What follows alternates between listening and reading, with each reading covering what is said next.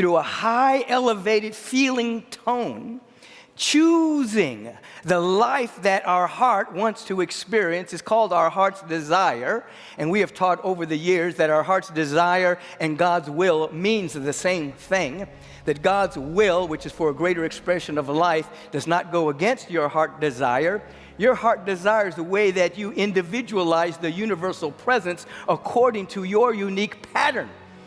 여러분, 저는 요즘에 이런 생각을 많이 합니다. 우리 어떤 욕망이라는 것은 우리가 원래 되었어야 할 모습이다 라고 생각을 많이 하게 됐습니다. 생각을 많이 하게 됐다기보다는 어떤 그런 감각을 제가 좀 가지게 된 것 같은데, 이게 무슨 말이냐면 우리는 이 몸으로서 세상을 경험하면서 살아가죠. 우리는 다른 선택권이 없습니다. 적어도 이 삶 안에서는 지금 다른 선택권이 없는 거죠. 제가 뭐 저런 사람처럼 살고 싶다고 해도 저런 사람처럼 살 수 있을 뿐이지 제가 그 사람이 될 수는 없는 거죠. 제가 존재를 갑자기 막 이리저리 옮겨 다닐 수는 없다는 거죠. 그러니까 우리는 이 몸으로서 세상을 경험하면서 살아가는데, 이 내 안에서 일어난 어떤 욕망이나 직관이나 이런 것들이 어디서 나온 걸까요? 살면서 만들어준 어떤 나의 신경 패턴에서 나온 생각, 그리고 욕망, 그런 게 그냥 나에게서 일어났다는 건 저는 굉장히 큰 의미가 있다고 생각합니다. 예를 들어서 일단 우리가 욕망이라는 것은 결핍이 있었기에 존재하는 거죠. 우리가 결핍이라는 게 없었다면 욕망이라는 것을 할 필요가 없겠죠. 예를 들어서 10억을 가지고 있는 사람이 10억을 원할 수는 없잖아요. 그리고 아주 사랑하는 정말 소울메이트, 그런 파트너를 이미 가지고 있는데 그 파트너를 원할 수는 없을 겁니다. 그러니까 우리는 어떤 결핍을 가지게 되고 그에 의해서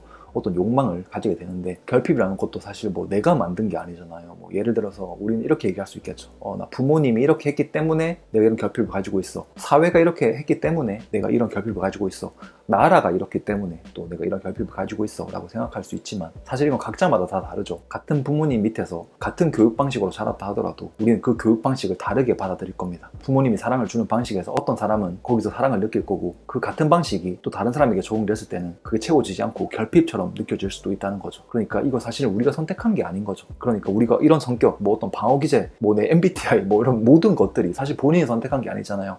그냥 어떤 여러 상황을 겪었고 그 상황에서 내가 이런 상태가 된 겁니다. 정말 그렇지 않나요? 예를 들어서 같은 나라에서 같은 교육 수준에서 비슷한 곳에 자랐어도 우리는 다 각자의 다른 감정을 느끼게 됩니다. 그리고 그건 자신이 선택하는 거 아니죠. 어떤 상황에서 누군가는 자존심이 상할 수도 있고, 어떤 사람은 그냥 별거 아닌 것처럼 넘어갈 수도 있고, 사실 그것조차도 자신이 선택한 건 아닙니다. 그러니까 그 결핍도 내가 선택한 게 아니고 이 욕망도 내가 선택한 건 아니라는 거죠. 여전히 많은 분들이 제가 이렇게 말을 해도 뭐 생각은 다 다를 겁니다. 뭐 정말 말 그대로 외부 상황이 너무 강하게 나에게 고통을 줬기 때문에 정말 외부 탓으로 느낄 수도 있고, 이 외부에서 일어나는 일들이 나를 그렇게 만들었다고 느낄 수도 있지만, 제 생각을 말씀드리면 저는 그렇게 안 느껴지기 시작했다는 거죠. 점점 더 명상을 하면서 점점 더 그렇게 느끼고 있습니다. 제 주변에서도 그런 경우를 많이 보게 되는데, 뭐 예를 들어서 저희 주변에는 뭐 어떻게 하다 보니까 어렸을 때 굉장히 힘든 어떤 가정 환경에서 자란 친구들이 많은데, 어떤 친구들은 정말 그런 어린 나이에 겪기에는 너무 좀 받아들이기 힘든 그런 고통이었음에도 정말 그것을 지금은 축복처럼 여기면서 그때 겪었던 힘듦, 그때 어쩔 수 없이 받아들였던 그런 감정들, 그리고 그를 통해서 더 단단한 사람이 될 수 있었기 때문에 그걸 축복으로 여기는 사람이 있는 반면에, 여전히 그때 그 어렸을 때 가정 환경 때문에 부모님을 탓을 하고 여전히 그것 때문에 힘들어하는 친구도 굉장히 많이 있습니다. 그래서 뭐 이런 말이 나오는 거죠. 뭐 각자마다 어쨌든 느끼는 게 다르다, 외부 상황이 어떻든 각자 느끼는 것이 다르기 때문에 뭐 이 친구는 여전히 힘들 수 있다, 뭐 이렇게 얘기할 수도 있는데, 사실 또 그렇기 때문에 제가 아까 말했던 말이 좀 성립이 될 수도 있겠죠. 각자가 느끼는 바가 다른 거죠. 그러니까 비슷한 상황에서도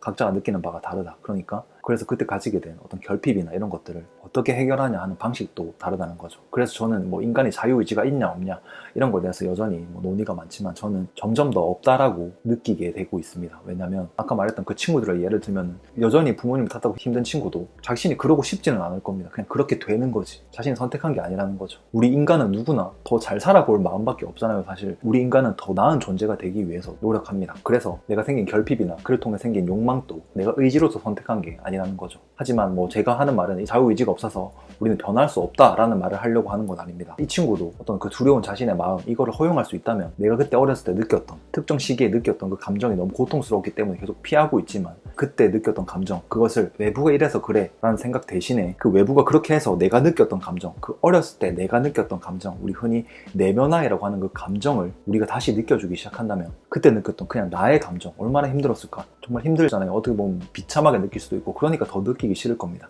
하지만 그 감정이 우리에겐 그대로 남아 있습니다. 우리 몸 안에 그대로 남아 있다는 거죠. 그래서 가브르마테는 트라우마는 내 신경계에 남는다라고 얘기하는 겁니다. 실제로 우리가 허용되지 않는 감정은 신경계가 꺼지면서 경직된 채로 우리 몸에 그대로 남아 있다는 거죠. 근데 우리가 그 어렸을 때 느꼈던 그 내면 아이의 감정, 연민의 마음으로 감각을 그대로 느껴주기 시작한다면 우린 다시 그 결핍에 대한 아이디어를 바꿀 수 있고 욕망에 대한 아이디어를 바꿀 수 있을 겁니다. 그러니까 결핍이든 그를 통해 생긴 욕망이든 어쨌든 이건 내가 선택한 게 아니고 그냥 어떻게 이 몸으로 살다 보니까 나에게 생긴 거니까 분명히 그 욕망에는 우리가 해결해야 할 것들이 있을 겁니다. 그 욕망을 통해서 내가 진정으로 원하는 욕망이 아니라고 할지라도 그 욕망을 찾아서 움직이기 시작하면 우린 그걸 통해서 내가 허용하지 않았던 감정들을 계속 배울 수밖에 없는 사건들을 계속 마주하게 될 거고 우린 그를 통해서 더 안정된 신경계, 우리 심장과 뇌가 더 일관성을 띠면서 더 높은 진동수, 주파수에 가까워지게 될 겁니다. 그리고 그 감정을 호용해주는 방법은 여러 가지 방법들이 있지만 정말 말 그대로 감각으로 내 감정을 호용해줘야 됩니다. 우리 감정은 소화관에서 이주신경을 통해 올라와서 우리 뇌에 도달했을 때 일어나는 것이기 때문에 우리 몸 전체에서 감정이 일어나는 거죠. 그러니까 어떤 부정적인 생각, 내가 좀 인정하고 싶지 않았던 상황, 그런 데서 오는 감각을 허용할 수 있는 방법은 그냥 괜찮아 하거나 그냥 내려놓을래, 그냥 허용할래 이렇게 의식적으로 생각하는 것보다 그냥 그 감각으로 그대로 내 몸에서 느껴지는 어떤 그 물리적인 감각을 그대로 느껴주는 게